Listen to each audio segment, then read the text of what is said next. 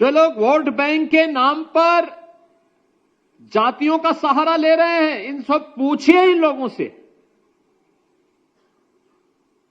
याद करिए 2012 में जब समाजवादी पार्टी की सरकार आई थी, इन्होंने सामाजिक न्याय के इन पुरोधाओं के बने हुए स्मारकों को तोड़ने की धमकी दी थी। और तब भारतीय जनता पार्टी ने कहा था कि सामाजिक न्याय के पुरोधाओं के स्मारक को कोई तोड़ेगा तो उत्तर प्रदेश की जनता उसको तोड़ के रख देगी।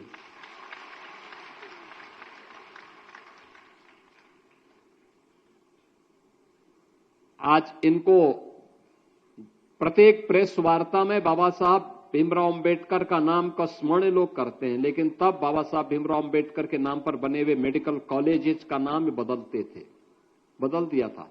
कन्नौज के मेडिकल कॉलेज का नाम बाबा साहब भीमराव अंबेडकर के नाम पे था। समाजवादी पार्टी की सरकार में उस समय के मुख्यमंत्री ने बदल दिया नाम। हमारी सरकार ने फिर से नाम बाबा साहब के नाम पर किया है।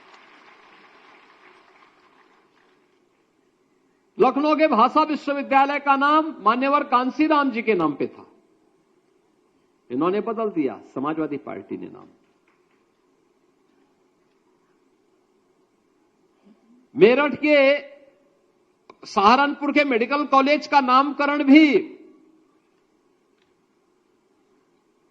ऐसे सामाजिक न्याय से जुड़े हुए पुरोधाओं के नाम पर था, इन्होंने बदलने का पाप कर दिया।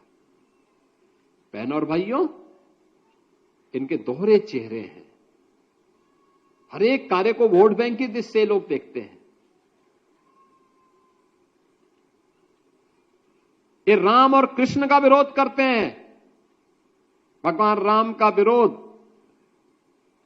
का मतलब भगवान वाल्मीकि का विरोध, और यही तो ये लोग करते थे। कहते थे राम हुए ही नहीं, यानी इसका मतलब इन्होंने महर्षि वाल्मीकि की भी उत्पत्ति और उनके प्रकट उत्सव को भी प्रश्न चिन्ह खड़ा किया।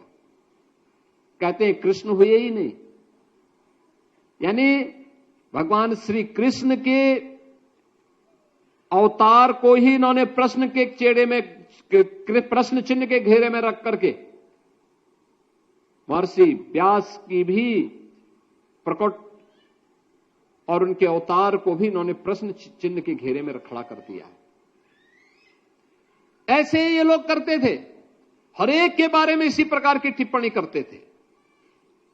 लेकिन ये डबल इंजन की सरकार है, प्रधानमंत्री मोदी जी ने बाबा साहब भीमराव अंबेडकर से जुड़े हुए पंच तीर्थों का निर्माण कर दिया।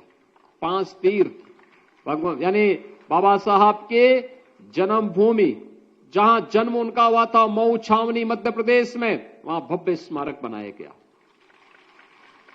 दिल्ली में जहां उन्होंने सार्वजनिक जीवन व्यतीत किया था, वहां पे इंटरनेशनल अंबेडकर योगी बाबा साहब भीमराव अंबेडकर अंतर्राष्ट्रीय केंद्र का निर्माण किया गया, सांस्कृतिक केंद्र का निर्माण दिल्ली में।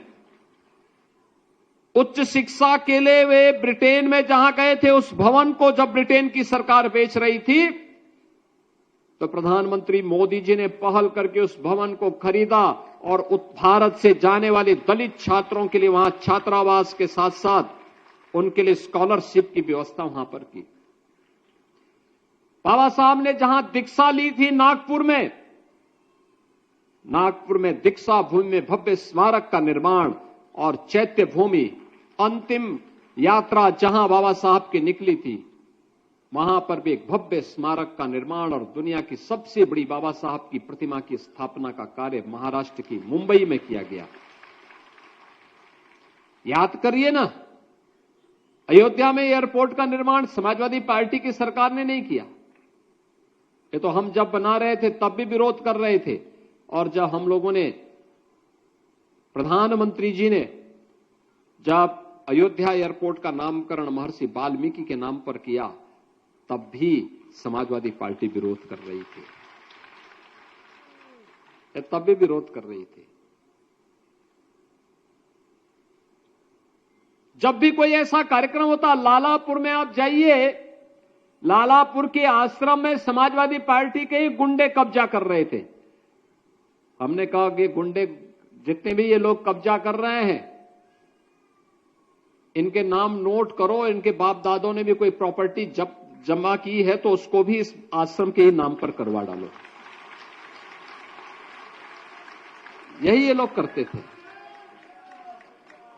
कितना शोषण होता था। सफाई कर्मियों को वेतन नहीं मिल पाता था समय पे। इनके समय में 4,000 रुपए बता ही रहे ना, 4,000 रुपए भी नहीं मिल पाता था। प्रधानमंत्री जी ने सबसे पहले तो क्या उन्होंने कहा कि नहीं, मैला सिर पे ढोने की कुप्रथा बंद होनी चाहिए। आज हर घर शौचालय बना।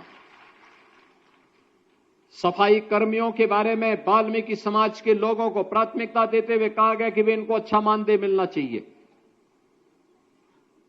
वह भी व्यवस्था आगे बढ़ी। हर गांव में सामुदायिक शौचालय का निर्माण हो, उसमें जो स्वच्छता कर्मी होंगे, आज भी यहां पर तमाम स्वच्छता मित्र यहां पर आए हैं, ये बहनें आई हुई हैं, और इन लोगों को भी मानदेय देने का काम नियमित रूप से करने के लिए हम लोगों ने आदेश जारी कर दिया, नियमित रूप से कर दिया।